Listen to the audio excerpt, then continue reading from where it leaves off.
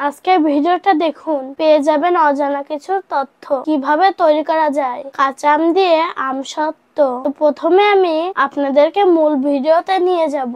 আর এই যে দেখুন, আমার হাতে 3টি আম সুন্দর মতন ছুলে নেব। আপনারা চাইলে একটা বটি দিয়েও ছুলতে পারেন, আবার মেশিন দিয়ে ছুলতে পারেন। তো এবার আমি সুন্দর মতন আমগুলোকে ছুলে নেব। পরিষ্কার করে ছুলে নিচ্ছি। বন্ধুরা, আমের যেন কোনো আঁশ না থাকে সেইভাবে সবাই ছুলে নিবে। দিয়ে দেওয়ার পরে পরিমাণ মতো চিনি দিয়ে দিলাম। ভালো মতো নাড়াচাড়া করে নিচ্ছি যেন ফ্রাই প্যানে লেগে না যায়। কালারটা সুন্দর হওয়ার জন্য দিয়ে দিলাম ফুড কালার। আর দেখুন বন্ধুরা, নাড়তে নাড়তে কি সুন্দর কালার হয়ে গেল।